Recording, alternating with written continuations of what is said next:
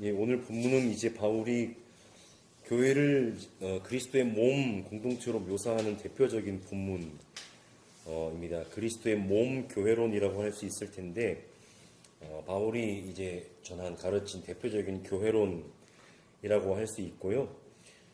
그리스도의 몸 교회론에서 중요한 것은 바로 한 몸을 이루는 지체들이라고 할 수가 있습니다. 그래서 지체를 뜻하는 혹은 부분을 뜻하는 헬라어 멜로스라고 하는 단어가 고린도전서 12장에 집중적으로 사용되고 있는데 오늘 함께 살피실 본문 안에서만 이 지체라는 단어가 13번을 사용되고 있다라는 것을 우리가 잘 알게 됩니다. 가장 먼저 이제 12절에 보시면 바울은 얘기합니다. 몸은 하나이지만 많은 지체가 있고 또 몸에 지체가 많지만 그들 모두가 한 몸을 이루는 것처럼 그리스도께서도 그러하시다라고 얘기합니다. 그러니까 한 몸과 많은 지체 혹은 많은 지체와 한 몸이 서로 유기적으로 얽혀 있는 관계를 말한다고 볼 수가 있겠습니다. 혹은 서로가 이제 균형을 이루고 있다라고 얘기할 수도 있습니다. 사람이 이렇게 똑바로 서서 이제 걸어 다닐 수가 있다라고 하는 것은 몸이 균형을 이루고 있기 때문에 균형을 잘 유지할 수 있기 때문에 걸어 다닐 수가 있고 또 뛰고 여러 가지 운동과 동작을 할 수가 있는 것이죠. 균형이 무너지면은 그러한 모든 것들을 할 수가 없습니다. 그리스도께서도 이와 같다라는 말은 어떤 의미일까 한번 생각을 해보시면 균형을 이루는 가운데 서로 유기적으로 잘 얽혀 있을 때 그리스도의 영광을 드러내는 공동체가 될 수 있다라는 뜻일 겁니다. 교회가 여러 가지 모양을 가질 수 있지만 가장 중요한 것 중에 하나가 뭐냐면 서로 유기적으로 얽혀서 서로 잘 균형 있게 조화롭게 교회 공동체가 존재할 때 바로 그리스도의 영광이 드러난다라고 할 수가 있는 것이죠. 그래서 바울은 공동체가 조화롭게 될 수 있는 것은 모두가 한 성령으로 세례를 받아서 한 몸이 되었고 모두가 한 성령을 마시게 되었기 때문이라고 말합니다. 은사를 이야기할 때도 이제 이야기가 됐지만 결국 한 분 성령이 근원이 되어서 세례를 받고 또 그 성령을 한 성령을 모두가 함께 마시게 되었기 때문이라고 그렇게 얘기를 합니다. 거기에는 바울이 얘기하는 것은 유대 사람이나 그리스 사람 혹은 자유인이나 노예, 종의 구분이 없습니다. 여기서 바울이 세례를 언급할 때 우리는 고린도전서 1장에서 바울이 공동체의 분열을 일으킨 원인 중 하나로 세례를 이야기했다는 것을 우리가 잘 알고 있습니다. 누구에게 세례를 받았느냐라고 하는 것이 고린도 교회 가운데에 분열의 원인이 되었다는 것이고 이제 그와 맞물려서 바울은 자기가 세례를 준 사람이 많지 않은 것이 오히려 자기는 감사하다라고 얘기했던 것을 우리가 함께 살펴보았습니다. 그렇게 물론 사람을 통해 세례 의식을 행했겠지만 바울이 지금 여기서 다시 한번 강조하고 있는 것은 뭐냐면 사람은 성령 세례의 도구로 쓰임 받을 뿐이고 세례의 근원적인 권위 그것은 바로 한 성령에게서부터 비롯한다 라고 하는 것이죠. 누구에게서 세례를 받았든지 결국 그것은 한 분 성령의 세례라는 것이고 바꿔서 말씀을 드리면 사람이 성령의 세례를 받지 못하면 제 아무리 대단히 권위 있는 사도에게 세례를 받았다고 해도 그것은 참된 세례가 될 수가 없다라는 것입니다. 그리고 한 성령의 역사를 통해 그렇게 교회가 함께 어우러질 때 그것이 그리스도께 영광이 될 수 있다라고 바울은 지금 이야기하고 있는 것이죠. 교회가 그리스도께 영광을 돌리는 길들은 다양합니다만은 가장 기본적으로 성령의 인도하심을 받는 공동체가 될 때 그 교회는 그리스도께 영광을 돌리는 공동체가 될 수가 있다라고 하는 것입니다. 제 아무리 인간적으로 물론 인간적인 친밀함과 어떤 친구관계 다 좋고 중요합니다만은 그것은 굳이 교회가 아니더라도 일반 사회 속에서도 그런 모임들은 얼마든지 다 다양하게 우리가 만들어 갈 수가 있겠습니다만 성령의 인도하심을 받는 공동체, 그래서 그리스도께 영광을 돌리는 공동체가 되는 것이 바로 교회가 가장 중요하게 생각해야 하는 교회 대회 모습이다라는 것입니다.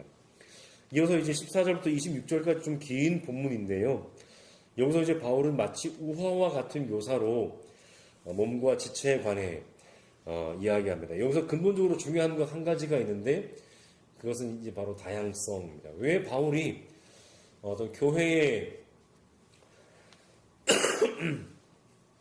교회됨을 이야기할 때 한 분 하나님, 한 분 그리스도, 한 분 성령을 이야기할까라고 하는 것을 우리가 생각을 해보면 바로 교회를 이루는 모든 지체들은 바로 너무나 다양한 존재들이기 때문에 그 다양한 존재들을 하나가 되게 할 수 있는 것은 바로 한 분 하나님, 한 분 그리스도, 한 분 성령님 밖에 없기 때문에 그렇다고 우리가 이야기를 할 수가 있겠습니다. 지체들의 사이에 그 다양성을 인정하는 것이 한 몸 공동체의 건강을 담보할 수 있는 길이라는 것이죠. 지체들의 역할은 당연히 다양합니다. 그리고 그 역할에 맞게 당연히 생김새도 다르고 또 각각의 그 쓰임새에 맞는 이름도 갖고 있습니다. 중요한 것은 그 모든 지체가 함께 어우러질 때 우리는 그것을 몸이라고 부를 수가 있다는 것이죠. 혹시나 발이 말하기를 자기는 손이 아니니까 이제 바울이 얘기합니다. 발이 자기는 손이 아니니까 나는 몸에 속한 것이 아니다 라고 한다고 해서 그 발이 정말로 몸에 속하지 않은 것은 아니죠. 엄연히 몸에 붙어 있습니다. 몸에 지체로 존재하면서도 야 나는 손이 아니니까 나는 이 몸에 속하지 않아 라고 얘기를 한다고 해서 그 발이 몸에 붙어 있지 않은 것이 아니죠. 혹은 귀가 말하기를 자기는 눈이 아니니까 몸에 속한 것이 아니다 라고 한다고 해서 그 귀가 몸에 속하지 않은 것도 마찬가지로 아닙니다. 몸에 붙어 있습니다. 귀가 몸에 속해 있다는 것도 불변하는 사실입니다. 여기서 이제 몸에 속해 있다라고 하는 표현은 조금 더 이제 직설적으로 표현을 하면 몸으로 붙어 나왔다라고 하는 의미죠. 몸으로 붙어 나왔다. 마치 뭐 이런 표현이 적확한지 모르겠습니다만은 뿌리에서 줄기가 나고 줄기에서 가지가 나는 것처럼 몸에서 지체가 나왔다라고 하는 의미이죠. 그러니까 지체의 근본은 바로 몸이라는 것이죠. 바울은 지금 고린도 교회가 온전한 그리스도의 몸이라는 사실을 다시 주시시키고 있는 겁니다.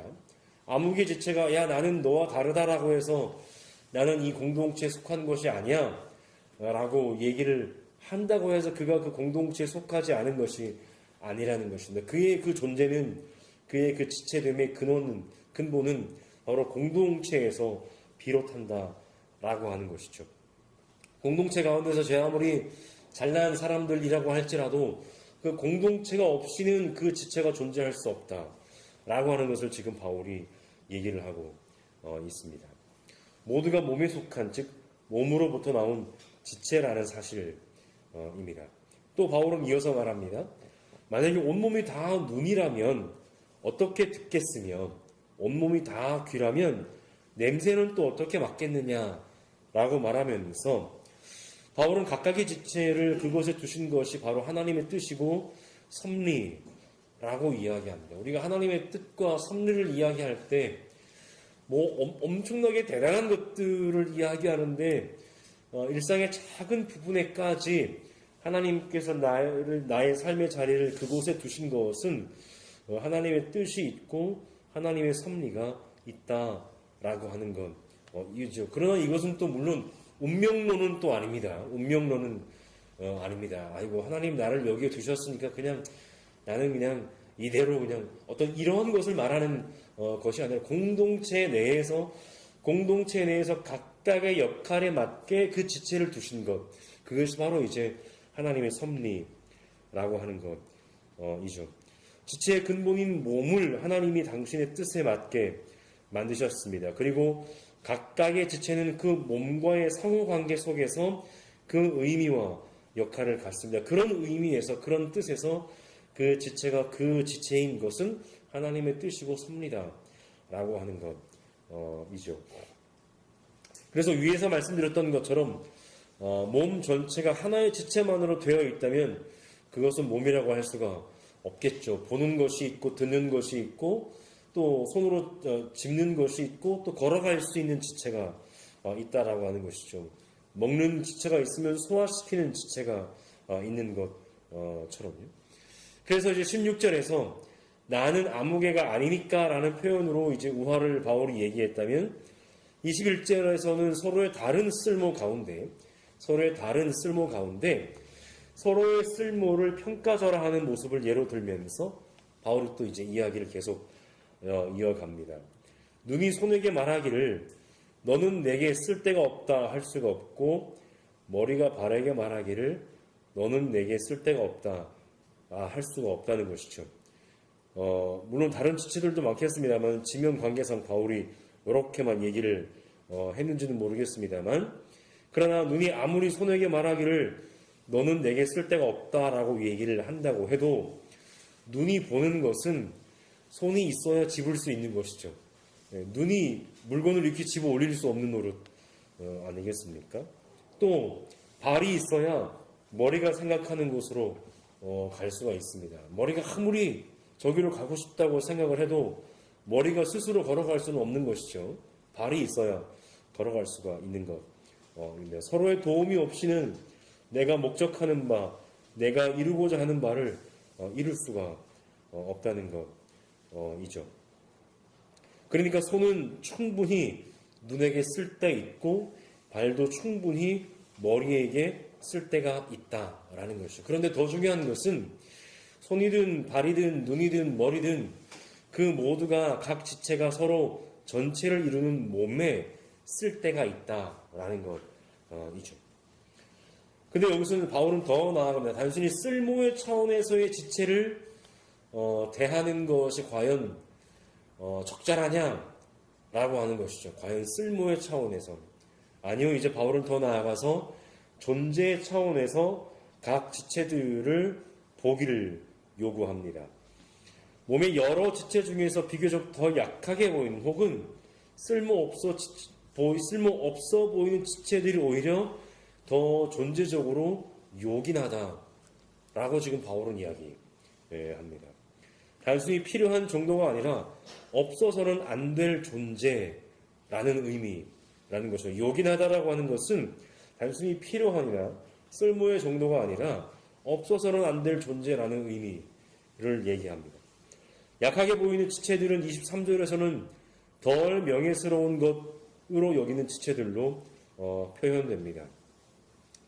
뭔가 좀 내놓기에 좀 보잘것없어 보이는 막 이런 이제 의미가 될 수 있겠죠. 그런데 교회는 어떤 곳입니까? 바로 그런 지체들, 약하게 보이는 지체들, 덜 명예스러운 것으로 보이는 지체들을 더욱 풍성한 명예로 덧입히고 볼품없는 지체들을 더욱더 아름답게 꾸며주는 공동체, 그것이 바로 그리스도의 몸, 교회라는 곳이라는 말입니다.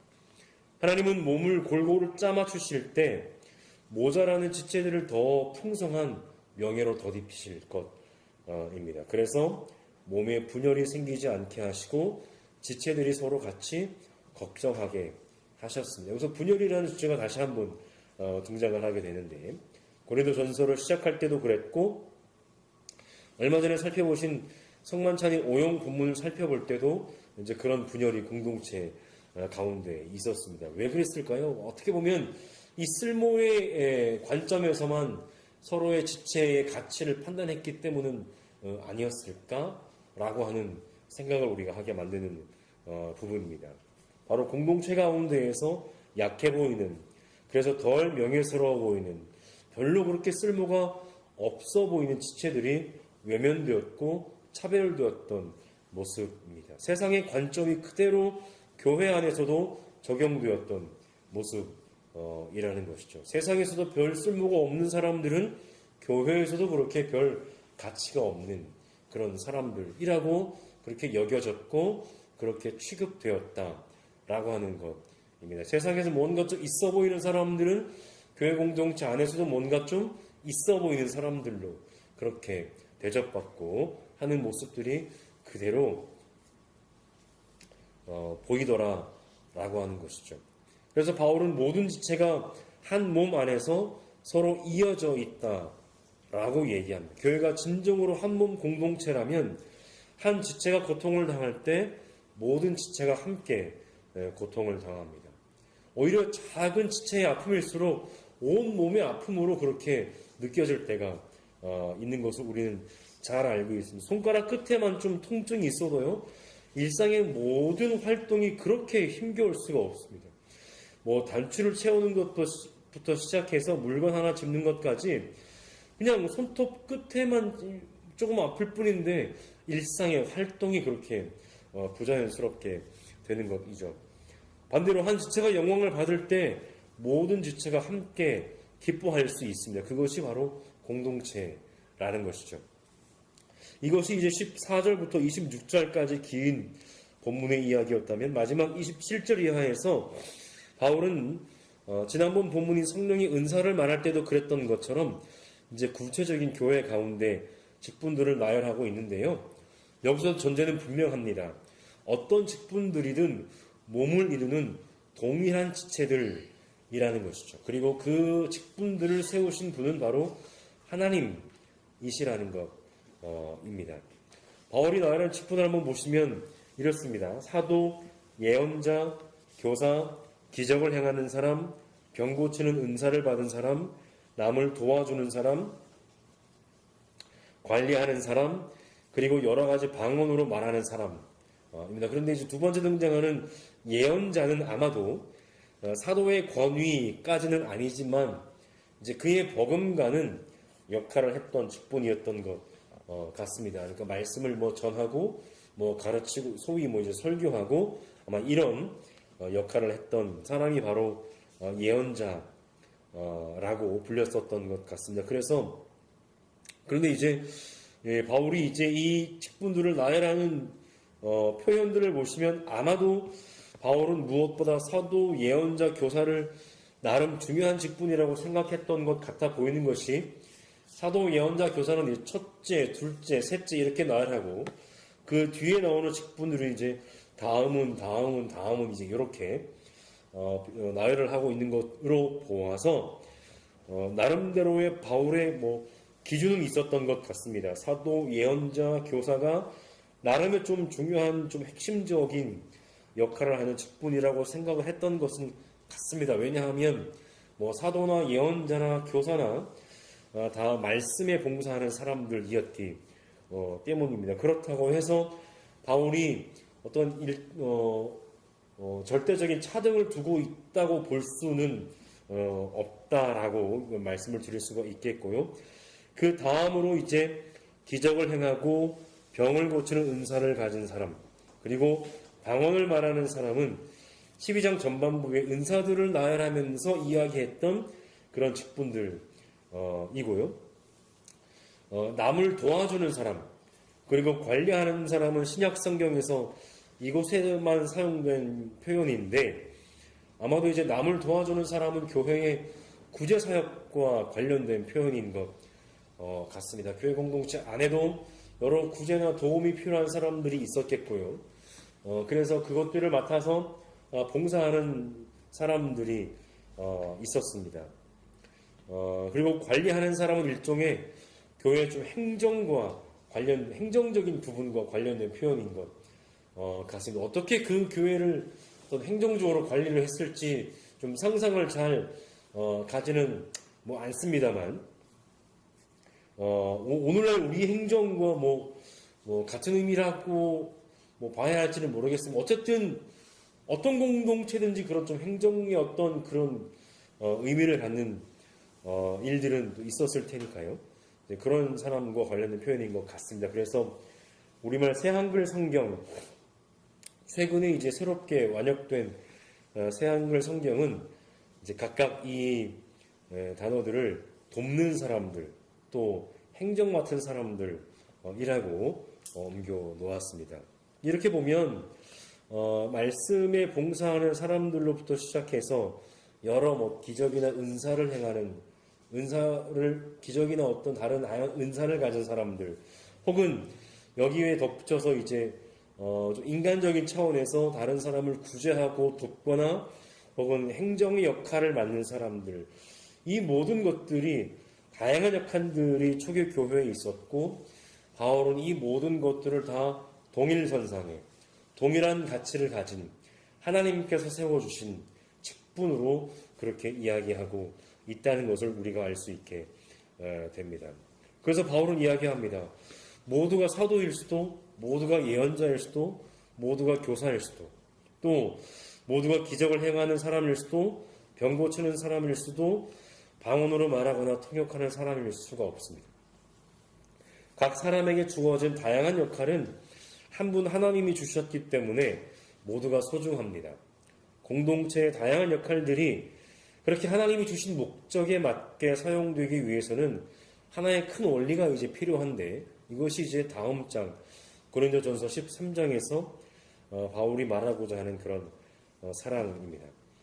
그것에 대해서 바울은 더 큰 은사를 열심히 구하라 라는 말로 암시를 하고 있습니다. 참 재미있는 것이, 더 큰 은사를 구해야 될 대상 중에는 바울이 나름대로 중요한 역할이라고 여겼을 것 같았던 사도와 예언자들과 교사들도 포함되어 있다는 것이죠. 제 아무리 사도도, 제 아무리 예언자도, 제 아무리 교사라고 하는 이들도 더 큰 은사를 구하고 사모하지 않으면 그에게 하나님 주신 역할이 아무 쓸모가 없다라고 하는 것을 지금 바울이 이야기하고 있다는 것입니다. 그래서 이제 더 큰 은사에 대해서는 다음 본문을 통해 살펴보도록 하겠고요. 오늘 말씀 나눔의 결론을 맺겠습니다.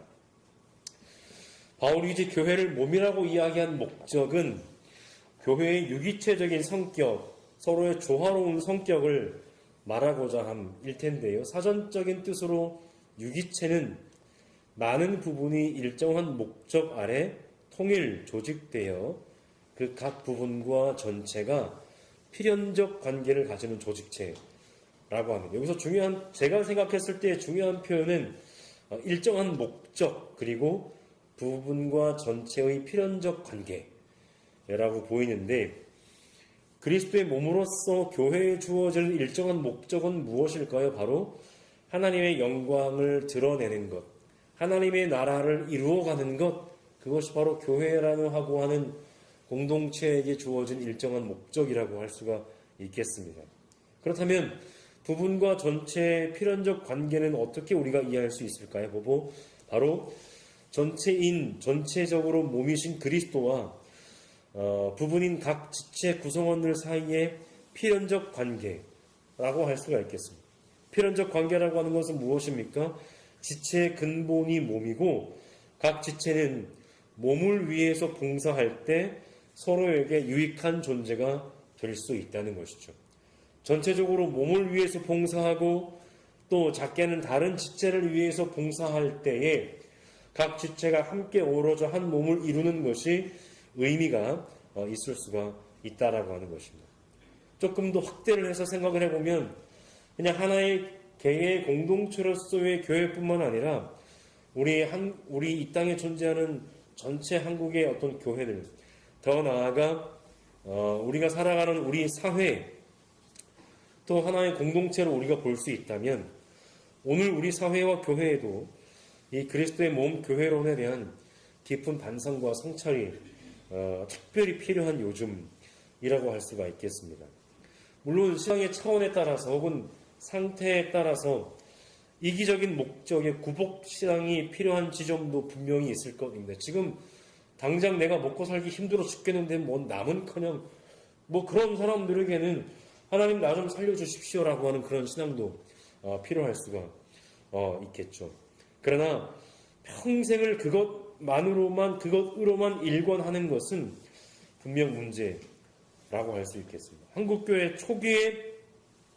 초기의 한국교회에는 주옵소서 주십시오 그런 구복신앙이 필요했던 때가 분명히 있었습니다. 그러나 지금 한국교회는 더 이상 그런 자리에 머물러 있는, 그런 위치에 있는 그런 세력이 아닙니다. 이미 한국에 어마어마한 영향력을 가지고 있는, 어마어마한 위치에 올라 있는 그런 뭐라고 해야 될까요? 존재가 바로 한국교회의 자리입니다. 그럼에도 불구하고 오늘날 한국교회의 모습을 보면 그저 이기적인 목적을 이루기 위한 구복신앙으로만 점철된 그러한 모습들을 볼 때가 참 많습니다. 하나님 나라의 백성이자 교회의 구성원의 지체로서 나에게 주어진 사명이, 이 사회의 지체로서 나에게 주어진 사명이 무엇인지 알고 실천하는 삶, 공동체에 봉사하는 삶, 다른 지체를 명예롭게 만드는 일에 봉사하는 삶으로 나아가야 합니다. 다른 지체를 섬기고 공동체를 섬기며 사회를 섬기는 일을 해야 합니다. 그것을 거창하게 사회선교니 이런 것 말할 필요 없이 그냥 하나님이 우리에게 주신 것이 이미 많기 때문에 우리는 그것을 그저 복으로만, 하나님 나에게 주신 복으로만 생각할 것이 아닙니다.